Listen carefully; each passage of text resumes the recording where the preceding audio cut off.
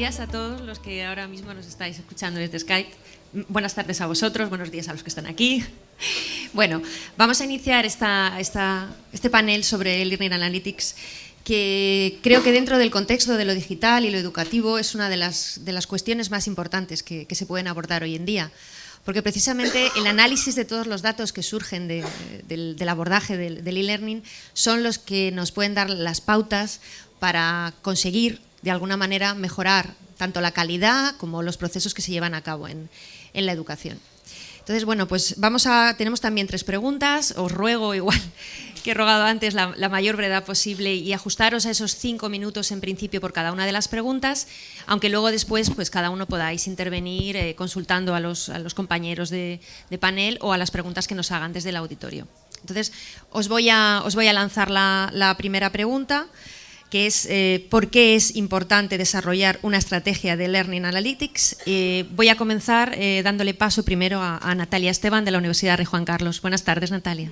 En primer lugar, quiero dar las gracias por la invitación y por darme la oportunidad de poder intercambiar opiniones y crear este espacio de reflexión. Bueno, comienzo con la respuesta a la pregunta. Bueno, como sabemos, con la incorporación de la tecnología en la educación se están recogiendo y almacenando grandes cantidades de datos relacionados con la actividad tanto de docentes como de estudiantes y que por lo general estos datos no están siendo ni tratados ni analizados. ¿Qué quiere decir esto? Que tenemos la materia prima para poder construir valor en torno a los datos y para poder proporcionar herramientas que permitan su explotación. Esto nos permitiría proporcionar o obtener beneficios a los distintos agentes o actores implicados en el proceso de enseñanza y aprendizaje. Por tanto, si una institución quiere construir valor y sacar beneficios de los datos que tiene almacenados, debe definir y poder poner en marcha una estrategia analítica de aprendizaje donde se defina qué se quiere medir y por qué, cómo se va a medir y a quién y para qué le va a servir.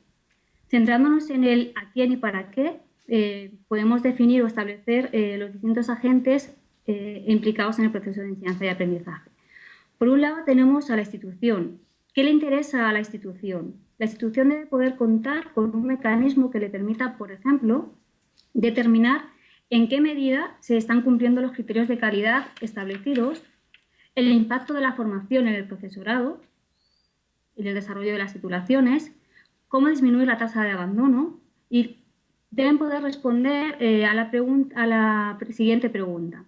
¿Realmente las respuestas que dan los alumnos a las encuestas de valoración docente se trasladan directamente o se ven reflejadas con lo que está ocurriendo dentro de aula virtual?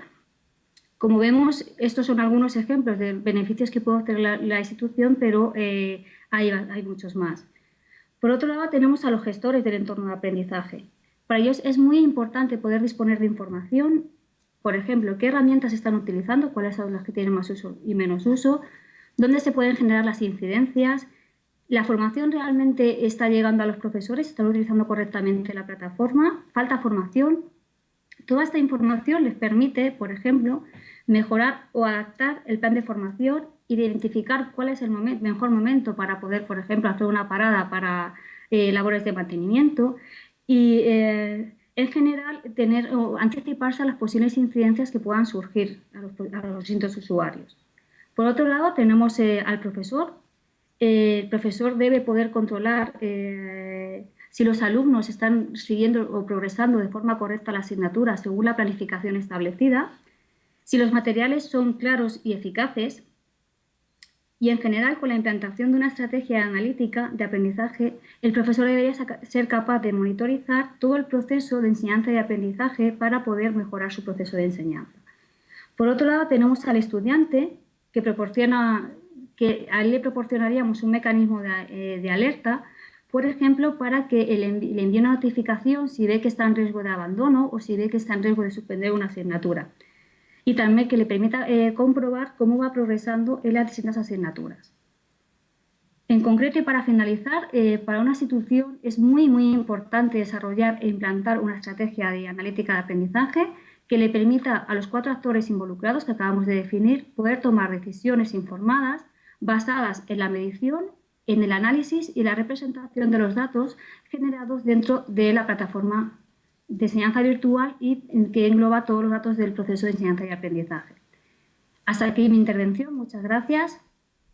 Muchas gracias, Natalia. Doy paso para que nos pueda responder también esta primera pregunta a José Manuel Molina y a Juanita del Pilar. Buenas tardes. Hola. Hola, buenas tardes. Hola. Buenas tardes. Bueno, supongo que tenemos un poco más de tiempo porque como somos dos al mismo tiempo... Claro, por supuesto. Bueno, yo soy ingeniero, ella es jurista, así que supongo que la visión va a ser un poco complementaria. Bueno, lo primero agradecer a todos el que nos hayáis invitado a estar en este simposio, que me parece muy interesante, sobre todo porque hay una mezcla, ¿no?, de gente que es tecnóloga, de gente que es del ámbito educativo, del ámbito de la comunicación, y eso hace que el ambiente sea muy rico, ¿no? Yo como ingeniero, y por la parte que tiene que ver con para qué sirve hacer analítica, el hacer analítica siempre tiene que ver con modelar, ¿no?, con extraer un modelo. Una de las cosas que se pierden en el ámbito del aprendizaje electrónico tiene que ver con la interacción. Y al mismo tiempo ganamos en que hay muchas más interacciones, tanto entre los alumnos y los profesores como el propio sistema, ¿no? Es decir, que por una parte se pierde información de la interacción personal que se produce en el ámbito ordinario y aumenta el número de datos o el número de información en el ámbito digital. Entonces, el hecho de tener una serie de parámetros o de estrategias que nos permitan evaluar o analizar esos datos electrónicos nos permite extraer ese conocimiento que estamos perdiendo de la relación directa. Es decir, por ejemplo, si yo estoy dando clase, yo veo ahora mismo al público que nos está mirando, que lo tengo allí en una cámara, ¿no?, los estoy viendo a todos ellos, veo que allí al fondo a la izquierda, no sé si nos están mirando mucho, es la gente que está más a la derecha, parece que está claro que está como más atenta, según miro yo, y eso es una información que uno utiliza para enganchar al personal, a lo que está contando, y también para de alguna manera cambiar el ritmo, ¿no?, de lo que ocurre. También ocurre lo mismo cuando hacen tutorías personalizadas. Cuando ese entorno no es directo, yo puedo tener los datos de las personas, pues cuándo se han conectado, cuándo es la última vez, cómo han sido la serie de sus conexiones a lo largo del tiempo, y a partir de esos datos puedo extraer conclusiones, modelar el comportamiento del usuario y saber si, por ejemplo, o decidir que está bajando el interés en esta materia y intentar lanzar algún tipo de actividad que permita que se reenganchen los alumnos. Es decir, que ¿por qué hay que tener una estrategia de Learning Analytics? Pues hay que tener una estrategia de Learning Analytics porque hay mucha información que estás perdiendo y la tienes que recuperar por otro sitio. Como esta información la tienes grabada en forma digital, lo que tienes que utilizar es una serie de algoritmos o de estrategias que te permitan decidir qué está ocurriendo realmente a partir de los datos digitales que tienes. Sin una estrategia de Learning Analytics, pues realmente lo único que ocurre es que te pierdes. Por eso es necesario. Le cedo la palabra a la profesora Juanita.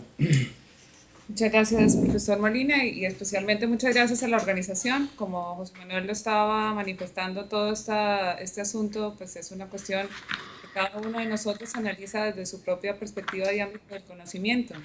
Yo que concretamente me dedico al tema del derecho administrativo y a la protección de datos personales, voy a dar respuesta a esta pregunta fundamentalmente desde esa visión. ¿Por qué es importante tener una estrategia? O exactamente cuál es la consideración específica que yo tengo para aportar con respecto a la estrategia, es que siempre tiene que haber una finalidad muy clara. Es decir, como lo explicaba muy bien Natalia y también José Manuel, esto es un conjunto de herramientas al servicio de algo. Y lo que parece baladí, a mi juicio, es lo más importante. Lo importante siempre es que esta sea una parte de una política que tenga efectivamente una institución educativa con respecto al quehacer educativo. ¿Por qué? Porque solo en la medida que definamos claramente cuál es el objetivo, vamos a adoptar todas las medidas tendientes a hacer un tratamiento adecuado, limitado, razonable y garante de los derechos de todos los intervinientes en el proceso. Nunca perdamos de vista en este punto que cuando hablamos de datos de alumnos, especialmente a nivel de educación obligatoria en España, a nivel de bachillerato y de colegio, primaria, en Colombia, estamos hablando de unos datos muy sensibles. Es decir, es cierto que se pueden hacer muchas cosas, es cierto que estamos muy seguramente desaprovechando un recurso extraordinario de conocimiento, pero este deseo de obtener un provecho y un beneficio nunca debe perder de vista la circunstancia de que siempre tenemos que fijar un objetivo que sea muy concreto para que el tratamiento de esos datos a través de estas herramientas esté encaminado exactamente a la realización de ese objetivo, solamente ese objetivo dentro de las consideraciones y dentro de los límites que se le den y se marquen por todas las personas responsables de los tratamientos, así sean realmente cuestiones mucho más básicas de las que la tecnología posibilita. Yo creo que en este ámbito, de verdad, hay que ser muy cautelosos. Aunque la tecnología permite hacer un montón de cosas y las posibilidades son casi que infinitas, teniendo en cuenta el tipo de información que manejamos y los efectos que pueden tener sobre las personas, debemos ser muy cautos a la hora de definir los propósitos y los alcances de las estrategias efectivamente que impliquen el uso de estas técnicas y herramientas. Gracias. Muy bien, muchísimas gracias a los dos. Doy paso ahora a Blessed Ballesteros de la Universidad del Norte de Colombia. Ok, muchas gracias por la oportunidad de estar aquí también compartiendo con estos expertos internacionales y también para poderles dar un punto de vista ya local, institucional de la universidad con respecto a lo que es el Learning Analytics. Como han mencionado antes, pues hay varias, digamos, estamentos que tienen utilidad con respecto a lo que es el Learning Analytics, la utilidad que tiene para los estudiantes, para los profesores y para las instituciones mismas. Voy a decir que el Learning Analytics, como lo estamos visualizando acá en la universidad, parte de la situación del proceso de enseñanza-aprendizaje que se da entre estudiantes y profesores y un contexto dado. Entonces, obtener todos los datos que dentro de ese proceso se dan es lo que nos va a permitir tener analíticas, análisis de esa información que, como lo mencionaba el profesor, requiere unos modelos que permitan hacer ese análisis de esos datos y poder hacer proyecciones que nos permitan a nosotros, por ejemplo, con tiempo, decirle a un estudiante que está yendo mal, que de acuerdo a cómo van las cosas, su proyección es que no va a poder cumplir con el curso, que va a perderlo, y decirlo con anticipación de tal manera que haya una acción preventiva allí para poder manejar la información, al poder manejar la situación. Pero eso no solamente a nivel de los estudiantes, en el centro del proceso sí es el aprendizaje del estudiante, pero a medida que nosotros sumamos estudiantes, más estudiantes, cursos, tenemos ya la información que requiere la institución. Una institución requiere poder saber qué tantos estudiantes se proyectan que se van a graduar, o sea, tener una predicción, unos modelos que nos permitan predecir qué tantos estudiantes se van a graduar o qué tantos van a fallar para poder tomar acciones con anticipación y mejorar esos procesos. Entonces, ¿por qué es importante tener una estrategia? Una estrategia para aplicar el Learning Analytics, porque el Learning Analytics implica a mucha gente. Necesitamos tener una cultura de lo que es la recolección de información, porque realmente todo esto que se está diciendo aquí pues tiene que ver con tecnología, con modelos, pero principalmente tiene que ver con que tenemos que recoger los datos y los datos los producimos las personas, los producen los estudiantes, los profesores, y deberían ser recogidos de una manera como estandarizada, de tal manera que la institución tiene que tener una estrategia que implique una cultura, que lleve a una cultura institucional en donde todos estemos pendientes de recoger y de aportar para esos datos, y de una manera como estructurada desde un principio. De tal manera que cuando ya se apliquen los modelos y se apliquen los sistemas tecnológicos para procesar esos datos, nos den unos resultados realmente importantes que nos hagan predicción, que nos permitan entonces actuar en consecuencia con anticipación. Entonces, realmente son tres pasos. Uno que es establecer una cultura institucional que nos permita a nosotros todos en la institución avanzar en ese mismo camino.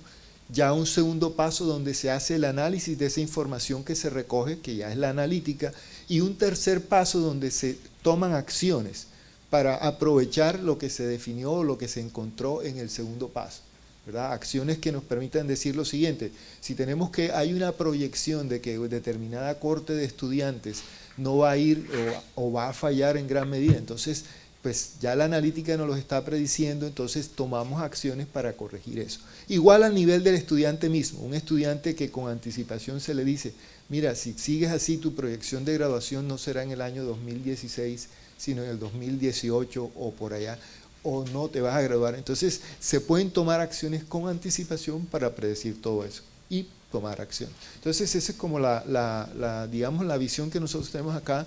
Estamos trabajando en esto, hay muchas herramientas que ayudan a esto, pero la principal cosa que hay que hacer es poder de una manera organizada recoger la información. Muchas gracias, Blessed. Doy paso a Manuel Gertrudis. Buenas tardes, Manuel. Buenas tardes. Bueno, en primer lugar, me vais a disculpar si escucháis algunos ruidos, porque hay obras aquí en torno al sitio donde estoy y de vez en cuando la situación acústica es un poco curiosa.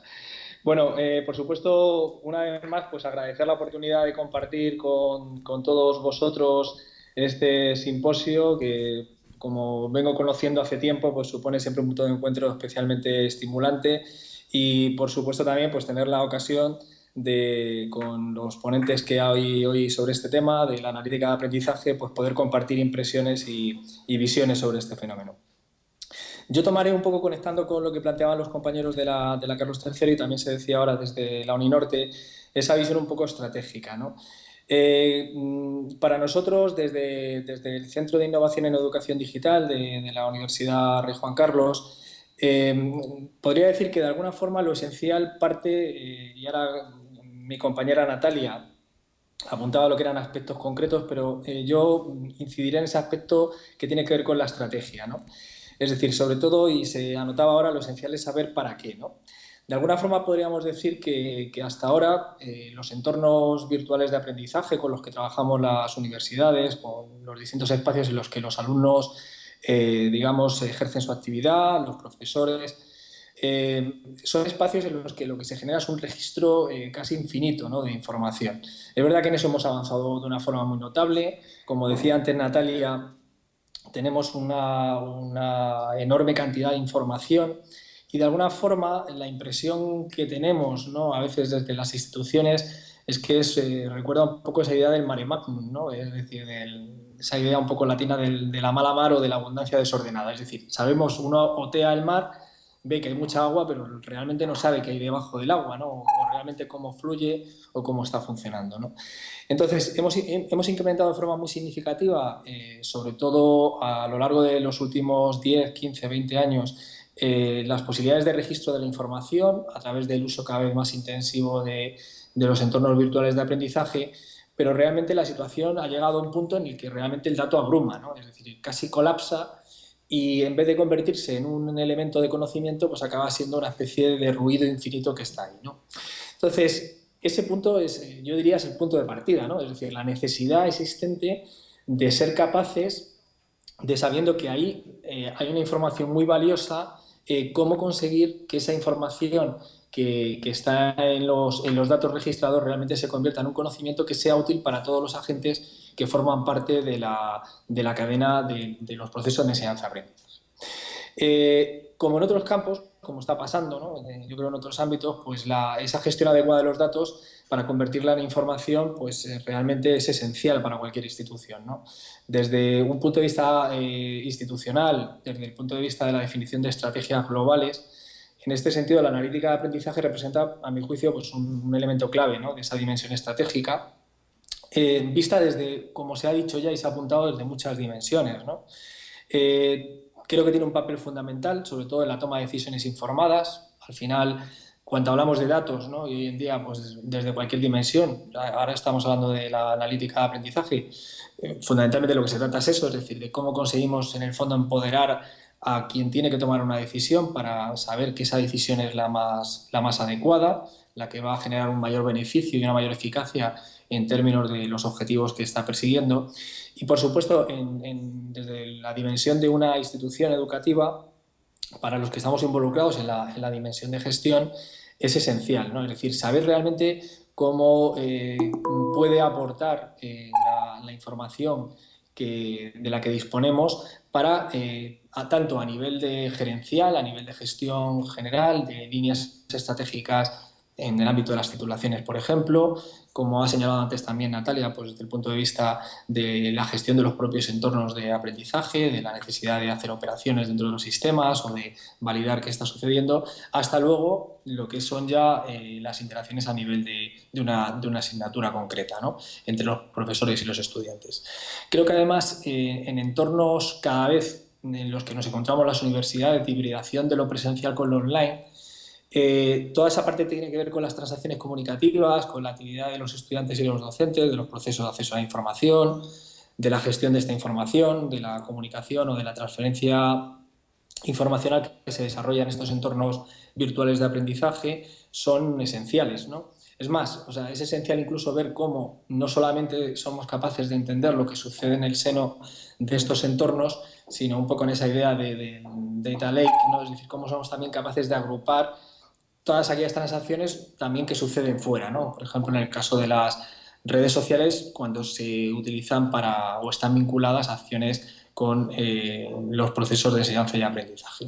Creo, sin ningún género de duda, y con esto cierro esta primera intervención, que no solo, digamos, es una oportunidad el digamos, definir estrategias en el ámbito de la analítica de aprendizaje, sino que es una absoluta necesidad. Es decir, en el día a día, cuando estamos enfrentados a la toma de decisiones, es cuando uno valora realmente la importancia que tiene profundizar, mejorar y ser capaces de definir con precisión, como antes también se ha apuntado, exactamente qué queremos obtener de aquí, que será un aspecto que en cualquier caso ahora avanzaré en las siguientes preguntas.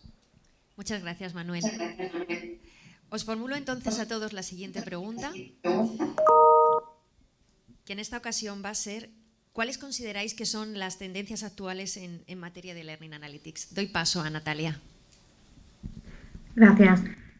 Bueno, ya se ha mencionado anteriormente, pero inicialmente las analíticas de aprendizaje surgen con la intención de adelantar situaciones de riesgo del estudiante, bien sea abandono de la asignatura, que vaya a suspender la asignatura, etc. A medida que ha ido avanzando la investigación, se han incrementado los posibles usos y se ha visto, lo que hemos visto, la necesidad de incorporar estrategias de analítica de aprendizaje a nivel institucional para el apoyo a la toma de decisiones. Bueno, si nos remontamos al 2014, Piciano enunciaba algunos ámbitos de aplicación, por ejemplo, supervisar el rendimiento individual de los estudiantes y comprobar su progreso en el objetivo de mejorar su proceso de aprendizaje. Analizar el comportamiento de grupos de usuario, agrupando según características, por ejemplo, sociodemográficas, identificar valores atípicos para realizar intervenciones tempranas, esto es lo que estábamos hablando anteriormente de análisis predictivo, desarrollar y identificar técnicas pedagógicas y didácticas más eficaces, mejorar el rendimiento de indicadores de las titulaciones para los sistemas de calidad y evaluar, por ejemplo, la participación del alumno cuando trabaja en equipo. Es decir, poder comprobar el nivel de participación individual de cada estudiante cuando trabaja en un grupo de trabajo. También otra tendencia es el análisis adaptativo. Se incorporan en las asignaturas técnicas de aprendizaje adaptativo, de modo que los contenidos se vayan adaptando a las necesidades de cada uno de los estudiantes.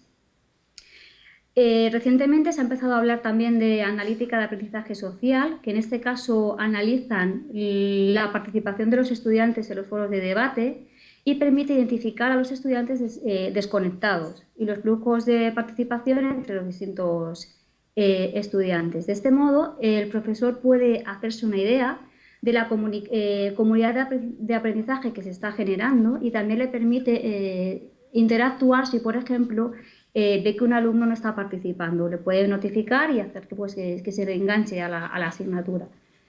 Como se ha comentado también anteriormente, existen plugins o existen herramientas para análisis para las analíticas de aprendizaje y en concreto para el aprendizaje social. Por ejemplo, en Moodle existe un plugin que te muestra de forma gráfica la interacción y la actividad de los usuarios, de los alumnos en el foro en forma de grafo dirigido. Lo que hace es que te muestra distintos colores la participación por un lado del profesor, por otro lado de los estudiantes y te remarca a los alumnos sobre todo que no están participando. Ya hay empresas que están trabajando en el tema. En el caso de Blackboard han implementado la herramienta X-Ray Analytics, que es una herramienta que se integra en Moodle y que permite identificar a los alumnos que están en riesgo y que tienen bajo rendimiento en las asignaturas. Lo que hace es analizar la frecuencia de actividad de los alumnos en un curso y de este modo ayuda a los profesores a identificar dificultades en el curso y le describe qué acciones puede tomar para remediar las dificultades. También analiza, importante, análisis semántico semántico de las intervenciones de los alumnos en los foros. Y además tiene en cuenta la participación en los foros por parte de los alumnos. De este modo puede mejorar la calidad de las contribuciones y el nivel de actividad del alumno. Y también permite monitorizar la cohesión entre los estudiantes. No sé si conocéis también la parte de Blackboard, el LMS Blackboard, que incorpora por defecto ya la herramienta de analítica de aprendizaje y que informa tanto al profesor como al estudiante que está en riesgo. Vemos que ahora mismo hay muchas tendencias y cada vez se van incorporando más usos para las analíticas y cada vez disponemos de más herramientas que podemos incorporar en nuestros sistemas. Esto es todo, gracias. Muchas gracias, Natalia. Doy paso de nuevo a José Manuel y a Juanita, por favor. Hola, vamos a ver. Yo voy a hablar un poco desde el punto de vista técnico, ¿no? Yo creo que el futuro de las herramientas de análisis va a seguir el mismo futuro que han seguido las herramientas de data mining en general, ¿no? Que básicamente tienen como tendrían tres perspectivas, ¿no? Tres ámbitos de crecimiento. Por un lado, las técnicas de extracción de conocimiento. Es decir, cuando a día de hoy, cuando estamos hablando de las herramientas que hay en el Learning Analytics, estamos hablando de herramientas que analizan una o dos variables, pero que no son capaces de correlar un gran conjunto de variables al mismo tiempo, como hacen las herramientas ahora de data mining, ¿no? De intentar extraer más información de la que parece obvia. Pondré un ejemplo. Hablábamos antes, por ejemplo, de si una persona entra mucho en el sistema durante un determinado periodo, con una frecuencia relativa alta, y luego deja de entrar, pues parece que está perdiendo interés en el curso. Entonces, si tú eso lo correlas, por ejemplo, con el nivel de exigencia de otros cursos, puedes analizar y decir, bueno, esta persona no está asistiendo a este curso porque está haciendo la práctica en el otro curso, cosa que cuando estamos dando clase en presencial es muy habitual, porque si los alumnos no están en clase, pues les dices al que ha venido, ¿dónde están los demás? Y te dicen, no, es que tenemos que entregar una práctica de no sé qué, ¿no? Entonces ya te enteras. Es evidente que eso en online es difícil, pero las herramientas de Analytics te pueden permitir hacer eso. Y para eso hay que corrolar distintas variables en distintas materias o en distintos entornos. Eso es lo que tiene que ver con las técnicas. Otro área que es realmente también muy importante en el tema de data mining, que tiene que ver con la visualización. Muchos de los problemas que tienen las herramientas de extracción de conocimiento, por llamarlas así de una manera muy de ciencia ficción, ¿no? Es decir, extraen conocimiento que nosotros no conocemos, es que ese conocimiento se te tiene que presentar y que hay muchas veces que, pues que realmente allí no ves nada. Es decir, que hay que ser un experto en visualización. Pues yo creo que también eso va a ser uno de los ámbitos donde más esfuerzo se va a hacer, es decir, tener una visualización potente de lo que está ocurriendo. Y la tercera, y esta ya es casi un poco mía personal y pues, probablemente no esté a día de hoy muy cerca de la realidad, tiene que ver con la capacidad de hacer herramientas que están insertadas dentro de las plataformas que de alguna manera puedan guiar al alumno a través de interfaces que sean diferentes de los que hay ahora mismo. Por ejemplo, pues a través de interfaces visuales o interfaces dialogados, es decir, que haya un diálogo automático, porque al final hay un problema, ¿no?, con todos los entornos de aprendizaje, y es que a pesar de que se supone que son electrónicos, requieren que haya un ser humano que esté muy al tanto de lo que está pasando, porque si no aquello se te desmanda. Entonces es evidente que es un entorno muy propicio, puesto que al final las personas no van a hablar entre ellas, sino que van a hablar a través de un medio electrónico y por lo tanto virtual. Es muy fácil construir avatares, por llamarles de alguna manera, o herramientas que puedan dar respuesta a las preocupaciones sin necesidad de intervención de un ser humano y guiar de alguna manera. Nosotros hemos construido en nuestro grupo alguna y bueno, es evidente que la cosa está pues como está, ¿no? No vamos a hablar de que sea capaces de dar la clase sola a la herramienta, pero bueno, cosas se pueden hacer, ¿no? Cosas se pueden hacer y supongo que en 15, 20 años, si ahora los coches se aparcan solos y no hace falta conducirlos, ¿por qué no va a ocurrir dentro de 15 o 20 años que muchas de las dudas se puedan resolver con sistemas automáticos, ¿no? Que yo creo que será un poco el futuro. Esas son las 3 líneas que yo veo. Muchas gracias. Dejo paso a Juanita. Después de que el catedrático de inteligencia artificial nos jubiló a todos los profesores, porque desde luego si las máquinas van a terminar dando mejores respuestas y orientando mejor el proceso de aprendizaje que nosotros, yo por lo menos ya me voy preparando para buscarme alguna actividad adicional. Mi aportación creo que es más de carácter de presentación de la información, ¿no? Porque no se vaya a reiterar lo que tanto José Manuel como Natalia han dicho. Yo he identificado 4 aspectos fundamentales que marcan las tendencias en cuanto al uso de estas herramientas. Uno es el de los ámbitos. Específicamente empezó siendo una herramienta de uso universitario fundamentalmente y ahora cada vez está más disponible para los colegios. Es el primer gran salto y que se ha dado con respecto a estas técnicas. Luego, con respecto a los tipos de datos. Al principio, las técnicas fundamentalmente empleaban los datos que se generaban dentro de los propios sistemas, ¿no? Esto de lo que estábamos hablando exactamente, de los datos que se ingresan en las plataformas y demás. Adicionalmente, como lo decía y lo explicaba muy bien Natalia, cada vez hay más tendencia a incluir datos externos al sistema, ¿no? Fundamentalmente el tema de las redes sociales, que aportan mucho conocimiento exactamente y van muy en línea con esto de las herramientas exactamente de aprendizaje, de analítica de aprendizaje. Otro aspecto en el que claramente se ven nuevas tendencias es el del aspecto de los objetivos. Se marcan varios objetivos para este tipo de herramientas, sobre las cuales ya han hecho mención mis colegas. La visualización, de lo que estaba hablando José Manuel, que no solamente tiene que ver exactamente con la facilidad de entender la información, sino en términos generales de hacerla usable por todos los sujetos que intervienen en los procesos. Esta finalidad predictiva, que también sobre la cual hacía mención nuestro compañero de Uninorte como un aspecto nuclear de todas las técnicas. Un aspecto de diagnosis, también ya se habla de una suerte de diagnóstico que se haga sobre el comportamiento de todos los agentes del proceso educativo, también de una cuestión o un objetivo evaluativo de valoración de la situación, ver exactamente cuáles son sus perspectivas, y por último, de un propósito de intervención propiamente dicho, ¿no? Como ustedes se van a dar cuenta, fundamentalmente esto es de lo que nos ha hablado mucho mejor que yo Natalia, solamente es una manera metodológica distinta de hablar exactamente de las posibilidades de esto. Es cierto que la impresión que uno tiene cuando se acerca a este tema es que las personas sienten, la comunidad científica y en general los agentes en este asunto tienen mucha confianza en el aspecto predictivo, pero cada vez toma mayor relevancia en el ámbito científico, por lo menos, el de hacer un diagnóstico cabal, proponer efectivamente acción correctiva, esto es lo que se entiende por evaluación y por intervención, es decir, que el sistema debe ser capaz también, efectivamente, no solo de identificar el problema, sino de generar alternativas exactamente de solución, y es allí un poco en la línea en la que van las herramientas en cuanto a los objetivos. Y los objetivos fundamentalmente inciden o se realizan mejor a través de algunas tecnologías específicas y de tipos de sistemas que hay en cuanto a estas herramientas. Se habla fundamentalmente de 3 tipos de sistemas. Sistemas predictivos propiamente dichos, relacionales y sistemas de visualización.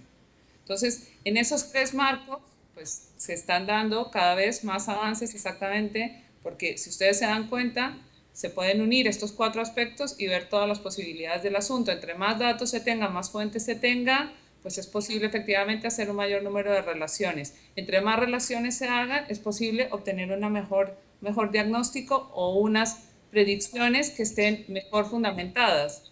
Entonces, al final, la tendencia es exactamente aprovechar la información, como lo dijeron todos de una manera muy clara desde el principio.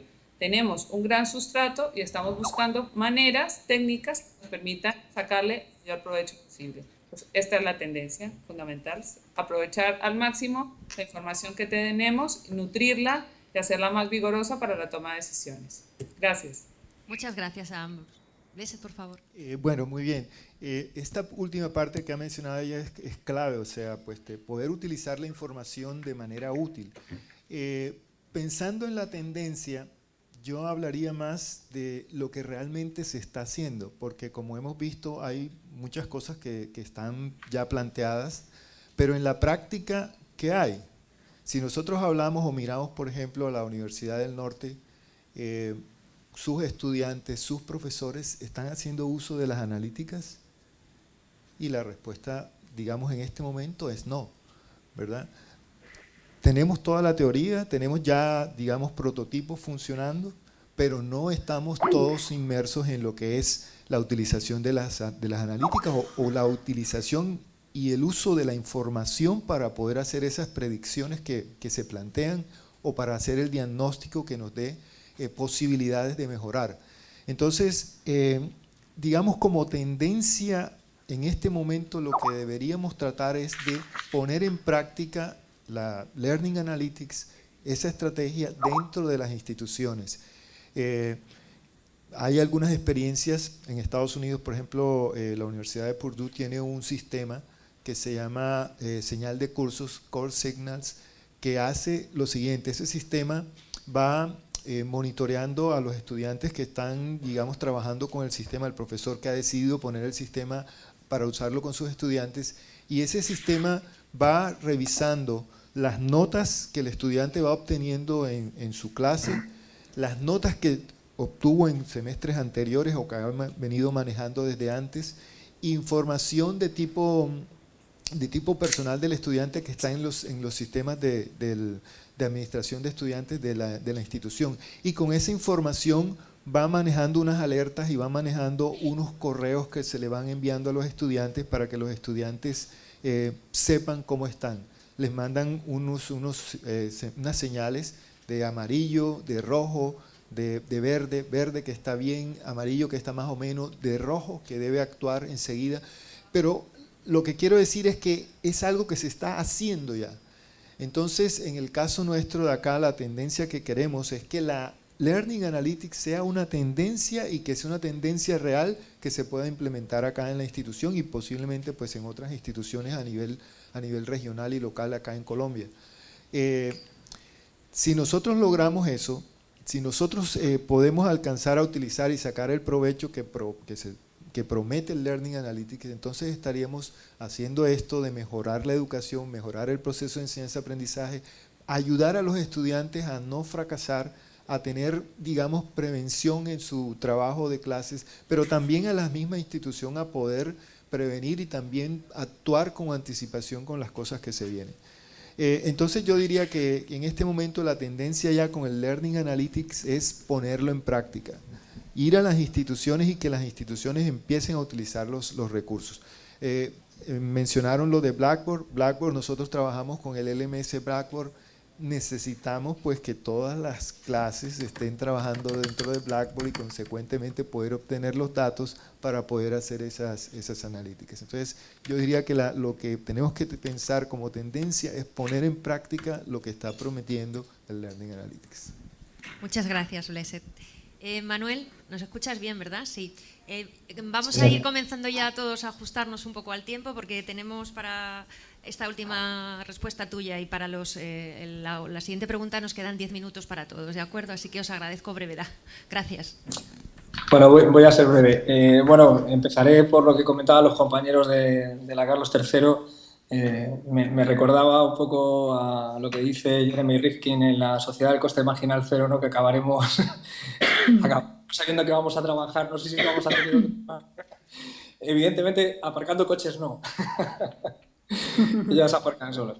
Bueno, dicha la broma, evidentemente, bueno, digamos, esto tiene dos aspectos muy interesantes, ¿no? Uno, muy fascinante, porque yo creo que, como se apuntaba ahora, al final es convertir, como decíamos, esos datos en una información que resulta estratégica y que, sobre todo, yo creo que, a pesar de que, bueno, pues evidentemente tiene algunas incógnitas sobre cómo va a impactar también por la propia automatización de los sistemas y por la generación de experiencias automatizadas digamos, en la tarea incluso de los propios docentes, también en la forma que tenemos de entender el aprendizaje, seguramente, pero es indudable que también aporta nuevos escenarios de participación, de creación, de investigación, de desarrollo y de configuración de las propias instituciones. Lo que es evidente es que no solo esto, sino el resto de, digamos, de ámbitos en los que la tecnología está impactando actualmente en el mundo educativo supone un cambio radical en cómo concebimos las instituciones, ¿no? Y creo que eso también es muy importante ponerlo de manifiesto, porque este campo concreto de la analítica de aprendizaje es uno más de los muchos elementos en los que estamos trabajando, ¿no? Por ejemplo, por incluir algunas de las cuestiones que nos han dicho, como estoy interviniendo el último, pues muchas suscribo plenamente lo que van aportando los compañeros. Hay un aspecto que me parece que también es interesante, ¿no? Ciertamente no sé si está muy estudiado, por lo que nosotros hemos podido ver, pero, por ejemplo, todos sabemos que tenemos, en la mayor parte de las universidades, un proceso de cada vez más, digamos, de los títulos o del concepto de la universidad presencial a universidades semipresenciales en este formato un poco blended, ¿no?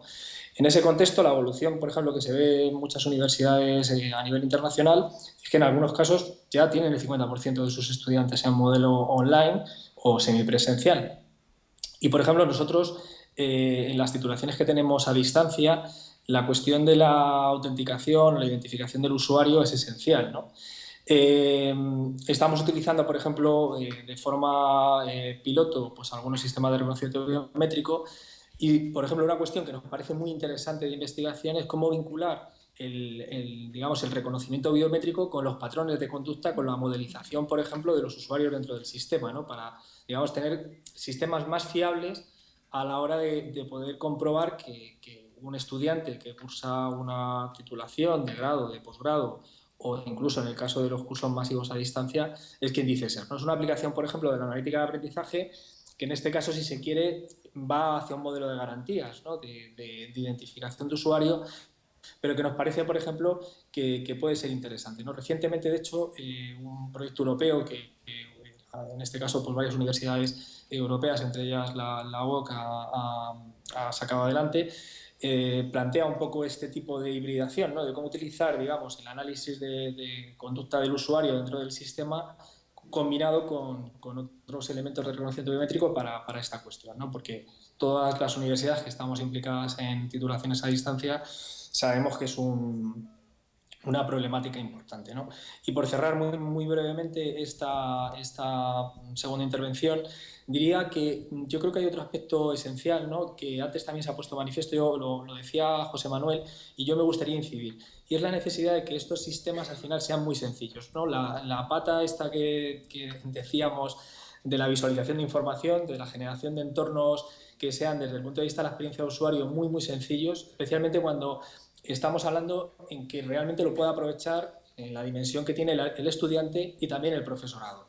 Es decir, necesitamos analizar muy bien qué tipo cómo se presenta esa información y cómo esa información realmente pasa a veces, porque todos lo sabemos, y bueno, pues a veces hay visualizaciones de información que son a través de informes más o menos simples, etcétera, que realmente confunden más que ayudan, ¿no? Porque al final, cuando visualizamos información, pues estamos haciendo una selección determinada bajo unos criterios determinados y, digamos, ahí hay una tarea que yo creo que es esencialmente relevante, ¿no? Porque todo lo que no sea simplificarlo hará que, bueno, pues esté disponible, como pasa en otros campos, ¿no? Por ejemplo, de la apertura de datos de las administraciones públicas, pero realmente no llega a empoderar al usuario, no llega a darle, digamos, una información útil que le permita mejorar, bien sea su aprendizaje o bien sea la acción docente que está haciendo. Muy bien, Manuel, muchas gracias. Pues os lanzo ya la última pregunta para todos, que en este caso es un poquito más larga. Es la siguiente. ¿Qué datos se pueden analizar en un proceso formativo y cómo se puede aprovechar esa información para incrementar el conocimiento del alumno y lograr una mejora continua de las experiencias de aprendizaje? Natalia, por favor. Gracias. Bueno, si hablamos de los datos que se pueden analizar, ya se ha comentado, existen pues multitud de datos, depende un poco de las plataformas y de lo que queramos analizar. Por dar algún ejemplo, podemos utilizar los datos almacenados por el LMS, los datos recogidos a través de encuestas realizadas a los estudiantes y a profesores a través del sistema de calidad, y luego podemos cruzar estos datos para obtener información y tomar decisiones bajo pues, unos datos concretos. Y también van a depender mucho de los actores que estén analizando este tipo de datos. Si nos centramos en los datos generados a través de la herramienta analítica, de la plataforma de LMS, los datos de iteración de los usuarios, podemos comprobar, por ejemplo, la eficacia y la eficiencia de los materiales incluidos en las asignaturas. Esto le va a permitir al profesor mejorar la calidad de los contenidos. Podemos generar contenidos capaz de adaptarse, lo comentaba anteriormente, dinámicamente a las acciones de cada estudiante, de modo que el estudiante pueda aprender a su ritmo y crear un camino de aprendizaje personalizado y adaptado a sus conocimientos. También se pueden generar sistemas de alertas, sistemas de notificaciones predictivas, de modo que avise a los distintos actores implicados. En este caso, por ejemplo, se podrían generar alertas para el gestor, de modo que le avise cuando hay mensajes en asignaturas que llevan tiempo sin contestar o que ha pasado un determinado periodo de tiempo que el profesor no ha accedido a la asignatura, para mejorar sobre todo la calidad de las titulaciones. También cuando el profesor no ha calificado una tarea en un tiempo determinado, cuando un alumno escribe un mensaje en un foro dentro de la comunidad para una queja o una sugerencia, analizar el contenido y que salte las alertas. Y desde el punto de vista del profesor, sería interesante para él, por ejemplo, recibir una alerta cuando lleva tiempo sin acceder. Recuerda que tienes que acceder para colgar los materiales o para supervisar la asignatura. Cuando el estudiante ha pasado un determinado número de días sin acceder a la asignatura, ¿para qué le puede venir bien esto? Pues si ve que hay alumnos que se están descolgando, pues le puede mandar una notificación para que se reenganchen. También es importante, si tenemos programada una actividad y los alumnos no las están realizando, pues que nos llegue una alerta para cuando se vaya a llegar la fecha de entrega de la actividad. Si hay muchos alumnos que no la hayan entregado, pues poder notificarles y ponerse en contacto con ellos, más que nada por ver la complejidad también de la actividad.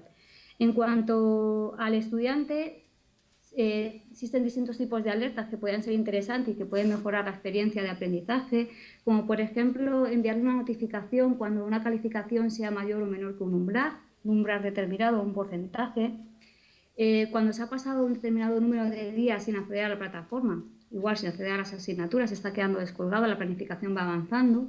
Cuando está a punto de vencer la fecha de entrega de una tarea, a lo mejor lo tiene en el calendario y no lo ha saltado, pues que le llegue también la notificación. Y en general, pues cuando también podemos mandar mensajes positivos. Si un alumno va evolucionando de forma favorable la asignatura, va aprobando todos los hitos propuestos, es bueno también mandarle un mensaje de ánimo, vas bien, sigue por este camino, mensajes positivos, de refuerzo positivo. Esto es todo. Muchísimas gracias, Natalia. Doy paso a José Manuel y a Juanita de nuevo. Sí, bueno, voy a intentar ser breve porque vamos un poco sobre el tiempo y además poco más puedo decir de lo que ha dicho Natalia, que ha hecho una lista exhaustiva de todo tipo de información, ¿no? Yo puestos a enseñar un poco, y ya que me dedico a esto de la inteligencia artificial y ya que todos estamos conectados, ¿no?, pues estaría bien tener información del contexto de los alumnos, puestos a pedir, ¿no? Si yo pudiera pedir algo, igual que yo tengo aquí un reloj que me mide las pulsaciones y pues, vosotros podríais saber qué pulsaciones tengo y si estoy nervioso o no, que no tengo mucha culpa, pero bueno, podría ser. Estaría bien saber cuando los alumnos hacen un examen, saber, bueno, también sus características del entorno tal y donde se están manejando, ¿no? Que no debe ser muy difícil porque ya digo que casi todos nosotros llevamos sensores de ese estilo, ¿no? Que ahora mismo, bueno, están conectados al ordenador, al teléfono, que supongo que ahora Juanita dirá que esa información es privada, entonces no podemos obligar a los alumnos a compartirla y además es fácilmente falseable, pero bueno, puestos a pedir eso es lo que a mí me gustaría, tener esa información para realmente que la experiencia de esta formación online, ¿no?, pues realmente se pareciera cada vez más a la relación normal que tenemos con nuestros alumnos en persona, ¿eh? Dejo paso a Juanita, que supongo que tendrá algo que decir al respecto de estas cosas. Yo fundamentalmente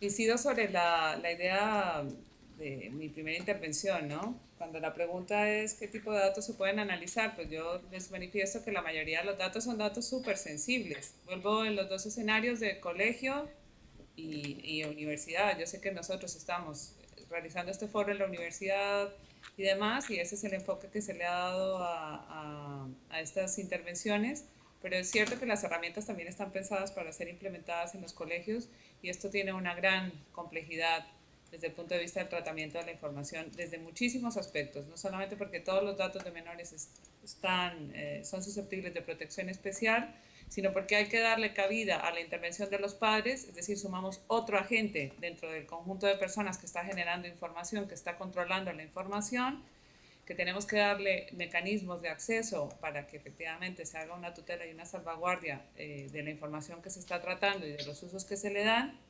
Entonces, es una cuestión que me parece que debe efectivamente valorarse de forma concienzuda. Y voy a hablar desde la perspectiva de la protección de datos, de muchos de los usos, sobre todo que efectivamente Natalia y ahora este profesor con quien tengo el gusto de compartir despacho en este momento, que es el aspecto de los perfiles de los modelos de comportamiento de los sujetos. Esto es un asunto que es muy complejo. Es complejo en el ámbito de comprar, de generar efectivamente hábitos de consumo, porque surgen las consideraciones exactamente de hasta qué punto se condiciona y se genera un comportamiento.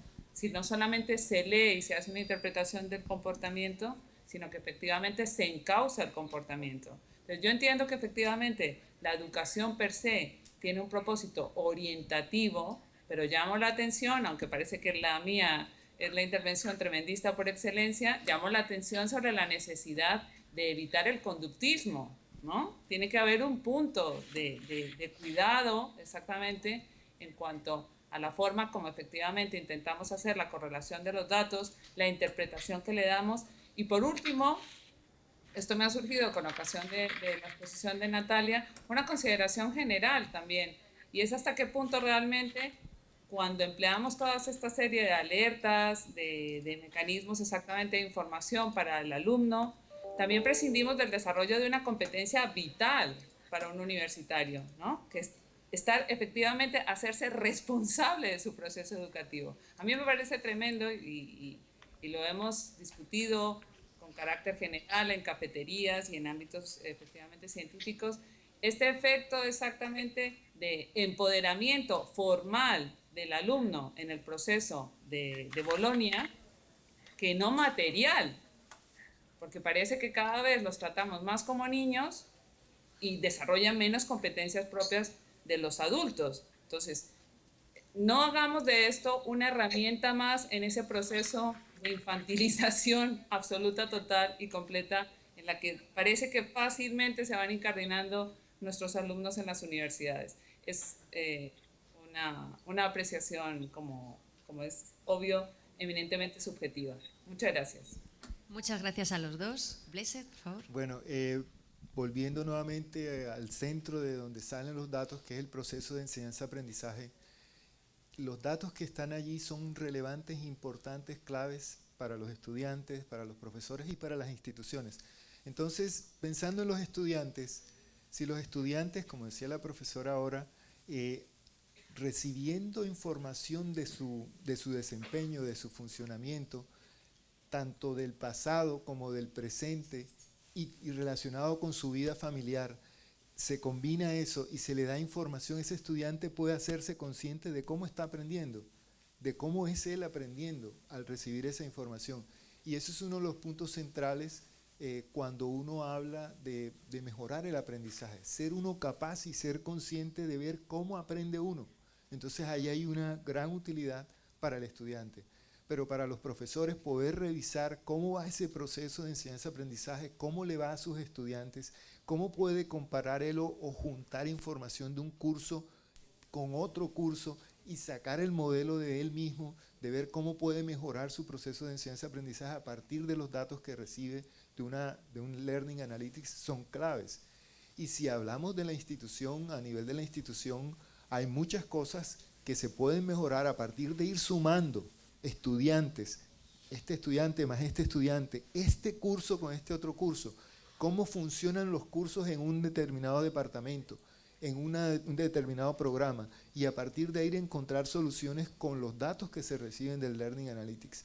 Pero todo eso realmente se quedará en los papeles si uno no es capaz de lograr poner a recoger esa información, poder utilizar, por ejemplo, los sistemas. Si estamos hablando de clases presenciales, donde de pronto no se utiliza un sistema donde se pueden registrar los datos que se dan en el proceso de enseñanza-aprendizaje, pues es difícil llegar a la Learning Analytics como lo estamos viendo. Pero si logramos que, por ejemplo, si se usa el Blended Learning de una manera generalizada y se usa en todas las asignaturas la parte de los sistemas, por supuesto teniendo todo el cuidado que mencionaba la profesora con la cuestión de la protección de los datos, realmente podemos tener algo importante para mejorar el proceso de enseñanza-aprendizaje y para mejorar el aprendizaje de los estudiantes. Muy bien, Blaise. Muchas gracias. Manuel, por favor. Sí. Bueno, yo retomaría un poco algunas de las ideas que planteaban tanto Juan Manuel como Juanita, ¿no? Y es que, como todo problema, es complejo, ¿no? Y tiene muchas dimensiones, y yo creo que lo interesante de esto es que lo estamos viendo desde muchas, ¿no? Yo por ejemplo, a veces pienso, y es verdad que estamos en un entorno especialmente complejo en ese sentido, como el educativo, y cuando ya hablamos de, como señalaba Juanita, pues de la aplicación de estas tecnologías a la enseñanza preuniversitaria, donde tienes implicaciones con menores, con intervención de las familias en este tipo de entornos, etcétera, que se complica. Pero lo cierto es que yo creo que muchas de estas dificultades las observamos a diario en cualquier entorno, ¿no? Es decir, un poco esta idea de que estamos en una sociedad realmente sensorizada, ¿no? O datificada, en la que, por ejemplo, yo supongo que nos señalaba ahora Juanita el tema de un poco de evitar este conductismo, ¿no?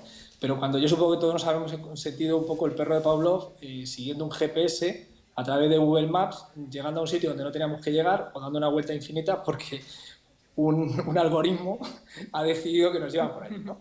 Incluso hemos perdido cierta competencia de situarnos espacialmente, ¿no? Y sin embargo tenemos una cierta perspectiva crítica con respecto al poder que tienen, por ejemplo, hoy en día cualquier tecnología como es un smartphone, con multitud de apps que nos están recomendando cosas constantemente, que están tomando datos de muchos sitios y que al final generan experiencias que, por otro lado, hay que reconocer que son muy seductoras, ¿no? Es un poco eso que decía Kruger de no me hagas pensar, ¿no? Es decir, bueno, pues es que estamos en una sociedad que es muy exigente, es decir, tenemos que hacer muchas cosas continuamente, estamos completamente infosicados, es decir, uno de los problemas básicos es esa idea de Goldhaber y también de la economía de la atención, ¿no? Es decir, pues es que es tan difícil hoy en día ser capaces de analizar la cantidad de inputs que tenemos, que es complicado, ¿no? Entonces, yo creo que a veces tenemos que hacerlo, tenemos que poner muchas prevenciones en el ámbito educativo, pero ponemos muchas que realmente no ponemos en el resto de nuestra actividad diaria, ¿no? Lo cual no significa que no tengamos que tenerlas. Digo por introducir algún elemento de debate ahí, ¿no? Bueno, realmente, ¿qué sucede? Realmente, al final, de lo que estamos hablando en el fondo es de cómo mejorar la experiencia vital del sujeto.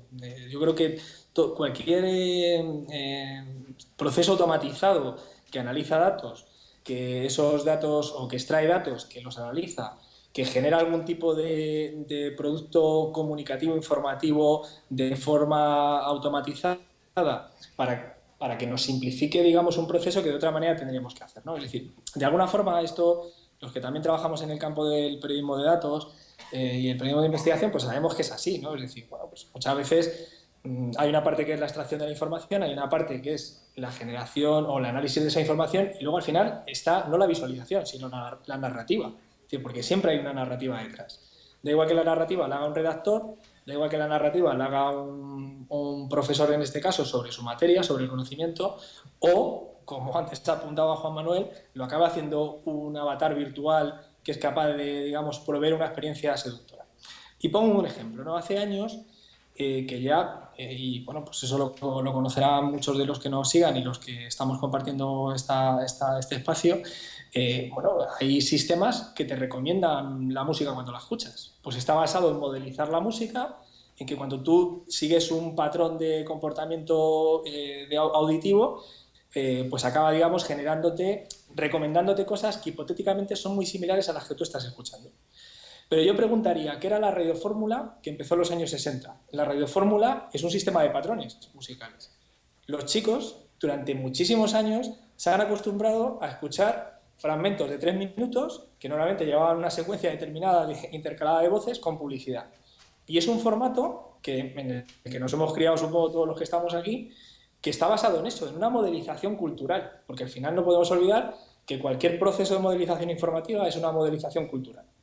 Bien, ¿qué tenemos ahora? Tenemos una tecnología poderosa, extraordinariamente más poderosa, porque es capaz de almacenar mucha más información, de extraer esa información, de analizarla, y que para mí lo importante, o sea, lo esencial en el ámbito educativo, es bajo qué dimensiones vamos a querer analizar esa información. Es decir, sabiendo que hay dificultades y que incluso puede que ofrezcamos información que acabe teniendo efectos, o que puede tener, y ahí yo creo, en eso coincido mucho con lo que decía también Juanita, efectos también indeseables, ¿no? Es decir, y hay que cuidar para que no se produzcan esos efectos indeseables.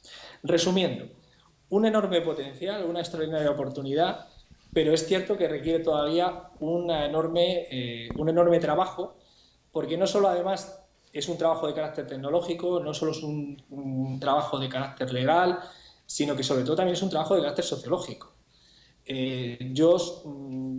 Cuando estos temas los abordamos y los discutimos con los compañeros en la universidad, hay evidentemente muchas reservas, hay muchas inquietudes sobre realmente qué supone la aplicación de este tipo de tecnología, ¿no? En todas estas dimensiones que hemos estado hablando, y evidentemente nada puede suceder si realmente desde el punto de vista también sociológico tiene una introducción adecuada dentro del sistema.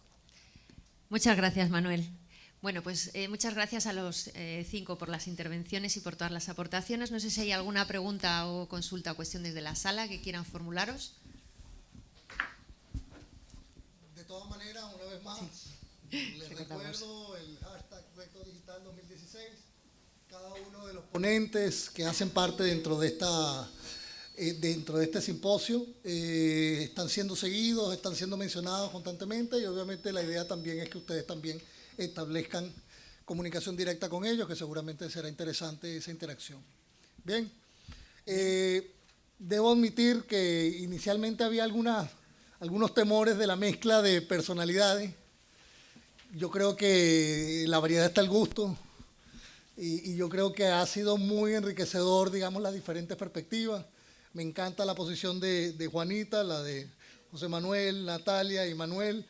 Yo creo que esos son los espacios interesantes, no estar de acuerdo de todo, eso sería terriblemente aburrido en esta vida. Y bueno, y me encanta también el cierre de Manuel, sobre todo siendo yo sociólogo, que la perspectiva de estos tiempos sea una perspectiva sociológica, eso me llena de esperanza para mirar al futuro con mucho más optimismo, y no solamente pensando en que los computer science tienen el espacio ganado. Pero bueno, en ese aspecto les agradezco a ustedes. Tomo esa risa como un acto de afirmación, Manuel, del comentario, y solamente me resta agradeceros y un fuerte aplauso también a cada uno de ellos.